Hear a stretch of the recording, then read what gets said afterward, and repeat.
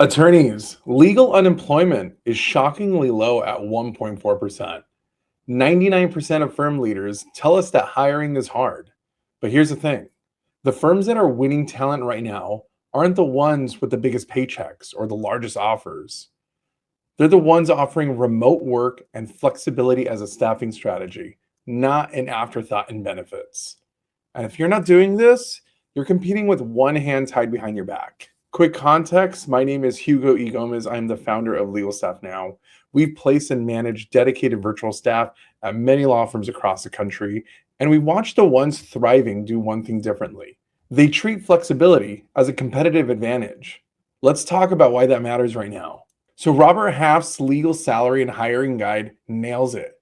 They show that legal unemployment is at 1.4%, which means there's almost no bench. So that's a lot of scarcity. 99% of legal leaders report difficulty in sourcing skilled talent, however. This isn't anecdotal. This is what the market looks like right now. And interestingly enough, 71% of firms are planning to use contract and temporary staff to fill gaps because they know that local hiring alone won't cut it.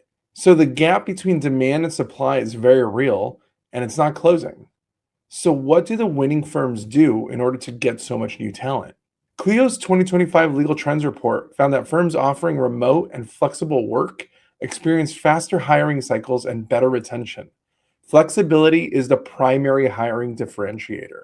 So when you offer remote work, you're competing for talent against every other firm in the country, not just in your city. So yes, that's a bigger pool, but it also means that local hiring is a losing strategy. If you're looking to hire mid-level paralegals, case managers, intake specialists, they're evaluating jobs on flexibility first. It's a non-negotiable. Another research shows that flexibility, transparency, and culture play an equally important role as compensation when evaluating career opportunities. Salary alone doesn't win. Stanford economist Nick Bloom found that about 27% of paid full-time workdays in the US are now work from home. Remote work permanently reshaped the profession. Additionally, remote work expands the effective labor supply. It lets more people participate. You're not fighting over the same people in the same zip code anymore.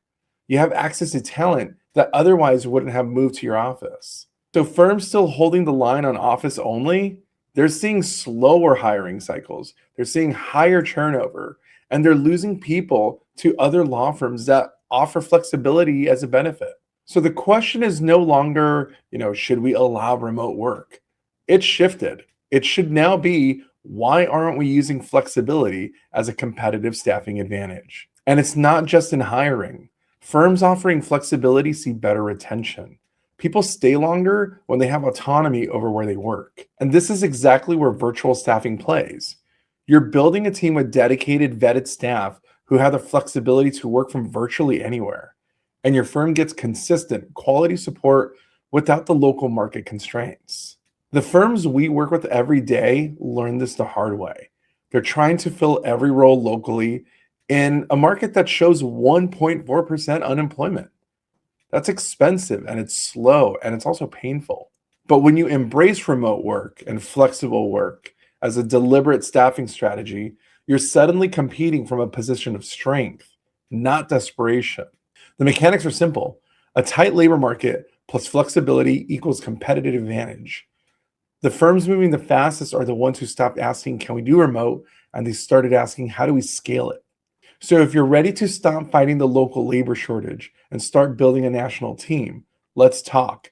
Book a call. Our information is in the call notes, and we'll show you how the firms we work with are doing it right now.